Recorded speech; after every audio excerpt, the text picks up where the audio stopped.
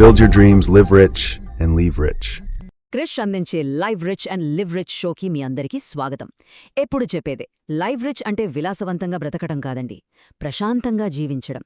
ఈరోజు మనం చాలా ముఖ్యమైన విషయం గురించి మాట్లాడుకోబోతున్నాం. ఒక ఊహించని మెడికల్ ఎమర్జెన్సీ మన కుటుంబ ఆర్థిక ప్రశాంతతను ఎలా తలక్రిందులు చేయగలదో, ఇంకా ముఖ్యంగా దాన్ని మనం ఎలా అడ్డుకోగలమో చర్చిద్దాం.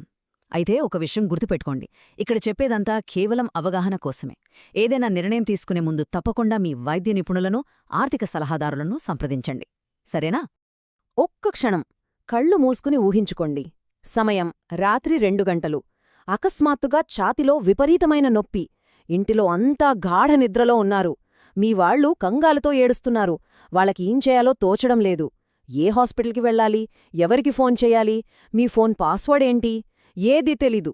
కుటుంబం మొత్తం భయం, గందరగోళం అంతే. ఆ క్లిష్ట సమయంలో మెదడులో ఇవే ప్రశ్నలు తిరుగుతాయి. ఇన్సూరెన్స్ కార్డ్ ఎక్కడుంది? మన పాలసీ నెట్వర్క్లో ఏ హాస్పిటల్ ఉంది? మెడికల్ రిపోర్ట్స్ ఎక్కడ పెట్టారు? హాస్పిటల్లో డిపాజిట్ అడుగుతారు. డబ్బు ఎలా కట్టాలి? చూడండి, ఈ కంగారులోనే మనం పెద్ద తప్పులు చేసేస్తాం. దగ్గరగా ఉందని చెప్పి నెట్వర్క్ పరిధిలో లేని హాస్పిటల్కి వెళ్ళిపోతాం. చేతిలో లేని డబ్బుని అప్పు చేసి కట్టేస్తాం. చివరికేమవుతుంది? మనం కష్టపడి సంపాదించిన డబ్బుతో కట్టిన ఇన్సూరెన్స్ క్లెయిమ్ రిజెక్ట్ అవుతుంది. ఇదంతా మనల్ని ఆర్థికంగా పూర్తిగా కుంగదీస్తుంది.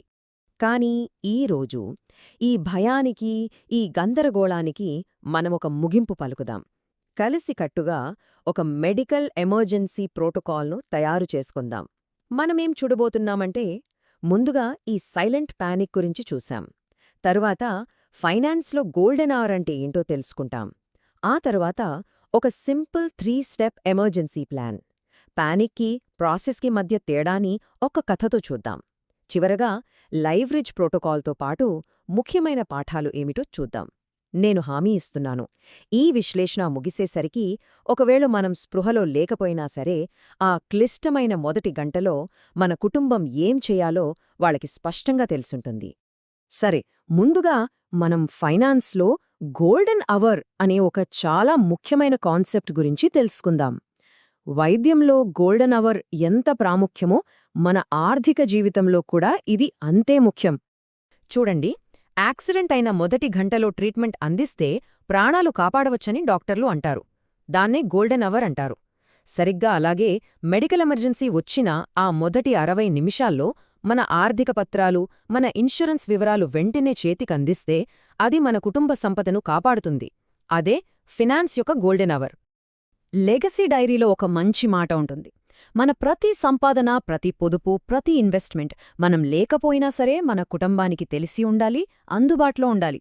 ఎందుకంటే బ్యాంకులో కోట్లున్నా ఆ గోల్డెన్ అవర్లో ఇన్సూరెన్స్ కార్డ్ దొరకకపోతే మనం ఆర్థికంగా నిరుపేదలతో సమానం. గుర్తుపెట్టుకోండి, సంపద అంటే డబ్బు కాదు, సంపద అంటే యాక్సెసిబిలిటీ, అంటే అందుబాటులో ఉండటం. మన వాళ్లు దాన్ని టైంకి వాడుకోలేకపోతే అదంతా వృధా. అందుకే మన లక్ష్యమేంటంటే భయాన్ని ఒక ప్రాసెస్గా మార్చడం. టెన్షన్లో ఉన్నప్పుడు లాజిక్ పనిచేయదు. అందుకే ముందుగా రాసుకున్న ప్లాన్పైనే మనం ఆధారపడాలి. సరే, మరి ఆ ప్లాన్ ఏంటి? ఈ సమస్యకు పరిష్కారమేంటి? మన కుటుంబానికి ఒక రక్షణ కవచంలా పనిచేసే ఆ 3 దశల అత్యవసర ప్రణాళిక ఏంటో ఇప్పుడు చూద్దాం. ఈ ప్లాన్లో కేవలం 3 సింపుల్ స్టెప్స్ ఉన్నాయండి. చాలా సులభం. 1. రెడ్ ఫోల్డర్ని రెడీ చేసుకోవడం. 2. ఒక క్యాష్ రిజర్వాయర్ అంటే ఒక నగదు నిధిని ఏర్పాటు చేసుకోవడం. 3. కమ్యూనికేషన్ డ్రిల్ చేయడం. అంతే. ఈ 3 మన ఫ్యామిలీ ఎమర్జెన్సీ ప్లాన్కి మూలస్తంభాలు. సరే, మొదటి స్టెప్ ఏంటి? ఆ రెడ్ ఫోల్డర్ని తయారు చేసుకోవటం. పేరుకు తగ్గట్టే బాగా కనిపించే ఒక ఎర్ర రంగు ఫోల్డర్ లేదా బ్యాగ్ తీసుకోండి. అందులో ఏం పట్టాలంటే, మొట్టమొదట హెల్త్ ఇన్సూరెన్స్ కార్డుల ఫిజికల్ కాపీలు. తర్వాత మన ఇంటికి దగ్గరలో ఉన్న ఒక 3 మంచి నెట్వర్క్ హాస్పిటల్స్ లిస్ట్. ఆ తర్వాత ఇంట్లో ప్రతి ఒక్కరి మెడిసిన్స్, వాళ్ళకేవైనా అలర్జీలుంటే ఆ వివరాలు. అడ్మిషన్ కోసం అవసరమైన ఆధార్, పాన్ కార్డుల కాపీలు. చివరగా మన ఫ్యామిలీ డాక్టర్, నమ్మకమైన పక్కింటి వాళ్ళ నంబర్లు, ఇలా ముఖ్యమైన కాంటాక్ట్స్ అన్నీ అందులో ఉండాలి. మన దగ్గర ఇన్సూరెన్స్ ఉండొచ్చు, కానీ చూడండి, ఈ కార్డు ఆ గోల్డెన్ అవర్లో, ఆ క్లిష్ట సమయంలో చేతికి దొరకలేదంటే దానివల్ల ఎటువంటి ప్రయోజనం లేదు. అది ఉన్నా ఒకటే, లేకపోయినా ఒకటే. సరే, ఇప్పుడు రెండో స్టెప్కు వద్దాం. ఇక్కడొక ముఖ్యమైన విషయముంది. మన దగ్గర క్యాష్లెస్ పాలసీ ఉందని ధైర్యంగా ఉంటాం. కానీ చాలా హాస్పిటల్స్లో అడ్మిషన్ టైంలో కనీసం 20 నుండి 50,000 రూపాయల వరకు డిపాజిట్ కట్టమంటారు. ఇది చాలామందికి తెలీదు. అడ్మినిస్ట్రేషన్ ఛార్జెస్ కోసమో, పాలసీలో కవర్ అవ్వని వాటికోసమో, కారణం ఏదైనా వాళ్ళు డిపాజిట్ అడుగుతారు. మరి దీనికి పరిష్కారమేంటి? అదే ఈ క్యాష్ రిజర్వాయర్. సింపుల్. ఇంట్లో ఒక సురక్షితమైన చోట సుమారు 50,000 రూపాయల నగదుని ఎప్పుడూ అందుబాటులో ఉంచండి. అది వద్దు అనుకుంటే ఒక ప్రత్యేక సేవింగ్స్ అకౌంట్ ఓపెన్ చేసి అందులో ఈ డబ్బు వేసి దాని డెబిట్ కార్డ్ని మీ జీవిత భాగస్వామికి ఇవ్వండి. అన్నిటికన్నా ముఖ్యం, ఆ కార్డ్ పిన్ నంబర్ వాళ్లకి ఖచ్చితంగా తెలిసుండాలి. ఇక మూడోది, ఇది అన్నిటికన్నా ముఖ్యమైనది.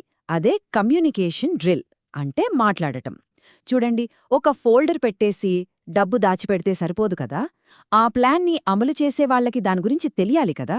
అందుకే ఈరోజే మీ కుటుంబంతో కూర్చోండి.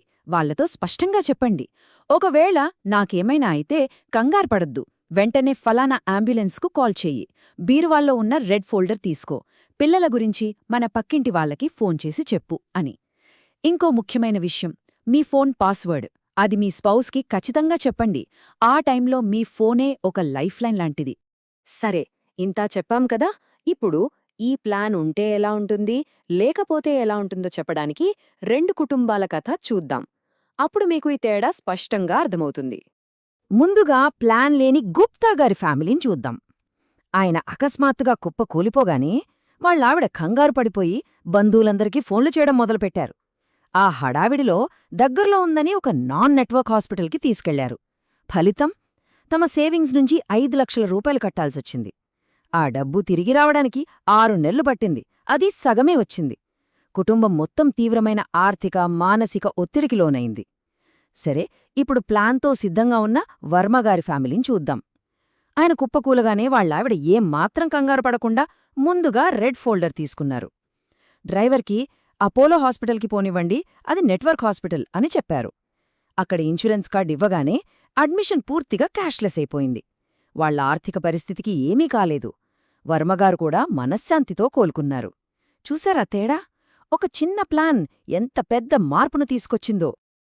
సరే, ఈ కథ విన్నాక మనకు ఏం చెయ్యాలో స్పష్టత వచ్చింది కదా. ఇప్పుడు మనం వెంటనే ఆచరణలో పెట్టగల ఒక యాక్షన్ ప్లాన్ చూద్దాం. దీన్నే లైవ్ రిచ్ ప్రోటోకాల్ అంటున్నాం. మనం చేయాల్సింది చాలా సింపుల్, 4 పనులు. 1. ఈ వారాంతంలోనే ఆ రెడ్ ఫోల్డర్ పని పూర్తి చేయండి. 2. మీ ఇన్సూరెన్స్ కంపెనీ యాప్ ఓపెన్ చేసి ఇంటికి 5 కిలోమీటర్ల దూరంలో ఉన్న 3 బెస్ట్ క్యాష్లెస్ హాస్పిటల్స్ ఏవో చూసి రాసిపెట్టుకోండి. 3. మీ ఫోన్ లాక్ స్క్రీన్పై ఐసీ అంటే ఇన్ కేస్ ఆఫ్ ఎమర్జెన్సీ కాంటాక్ట్స్ని సేవ్ చేయండి. ఇది చాలా ముఖ్యం. 4. ఏడాదికి ఒక్కసారైనా సరదాగా మీ స్పౌస్తో ఒక మాక్ డ్రిల్ చేయండి. ఒకవేళ నాకేమైనా అయితే ఫస్ట్ ఏం చేస్తావ్ అని అడగండి. సరే, చివరగా ఈ మొత్తం విశ్లేషణ నుంచి మనం గుర్తుపెట్టుకోవలసిన కొన్ని ముఖ్యమైన విషయాలను ఒకసారి చూద్దాం. ఇవి సంసిద్ధతకు మూలసూత్రాలు లాంటివి. మొదటి పాఠం, మన జ్ఞాపకశక్తిని అస్సలు నమ్మొద్దు. టెన్షన్లో ఉన్నప్పుడు మనకి అన్నీ గుర్తున్నట్టే ఉంటేగాని ఏదీ గుర్తుకు రాదు. అందుకే మనం కళ్ల ముందు కనిపించే ఆ రెడ్ ఫోల్డర్ పైనే ఆధారపడాలి. రెండవ పాఠం, క్యాష్లెస్ ఇస్ కింగ్. ఎప్పుడు నెట్వర్క్ హాస్పిటల్కే వెళ్ళాలి. ఇది మనల్ని ముందుగా డబ్బు కట్టే టెన్షన్ నుంచి, ఆ తర్వాత నెలల తరబడి తిరిగే ఆ రీయింబర్స్మెంట్ పీడకాల నుంచి కాపాడుతుంది. మూడవ పాఠం, లిక్విడిటీ సేవ్స్ డిగ్నిటీ. అంటే చేతిలో ఉండే డబ్బు మన గౌరవాన్ని కాపాడుతుంది. హాస్పిటల్లో అడ్మిషన్ డిపాజిట్ కోసం ఎవరినీ అడగాల్సిన అవసరం రాకుండా చూస్తుంది. అందుకే ఆ ఎమర్జెన్సీ క్యాష్ చాలా అవసరం. నాలుగవ పాఠం, మీ స్పౌస్ని ఎంపవర్ చేయండి. వాళ్లకి అన్నీ చెప్పండి. ఎందుకంటే ఒకవేళ మనం పేషెంట్ అయితే ఆ సమయంలో మన కుటుంబం అనే ఓడకు వాళ్లే కెప్టెన్. ఆ నౌకని నడపాల్సిన బాధ్యత వాళ్లదే. వెళ్లే ముందు ఒక్క ప్రశ్న అడుగుతాను. మీ ఇంట్లో వాళ్లకి ఇన్సూరెన్స్ కార్డ్ ఎక్కడుందో తెలుసా? మీ సమాధానం తెలియదు అయితే ఒక్క విషయం గుర్తుపెట్టుకోండి. మీరు ఆర్థిక గందరగోళానికి కేవలం ఒక్క గుండెచప్పుడు దూరంలో ఉన్నారు. దయచేసి వాయిదా వేయకండి. ఈరోజే దీన్ని సరిచేయండి. మరిన్ని వివరాల కోసం డిస్క్రిప్షన్లో ఉన్న ది లెగసీ డైరీ లింక్ని ఒకసారి చూడండి. ఈ విశ్లేషణ మీకు ఉపయోగపడింది అనిపిస్తే తప్పకుండా సబ్స్క్రైబ్ చేయండి, లైక్ చేయండి, మీ వాళ్ళందరితో పంచుకోండి. ఎందుకంటే మనం ప్రశాంతంగా జీవించాలి, మన తర్వాత మనవాళ్లకు కూడా ప్రశాంతమైన వారసత్వాన్ని అందించాలి. క్రిస్ అందించే live rich and leave rich మళ్ళీ కలుద్దాం.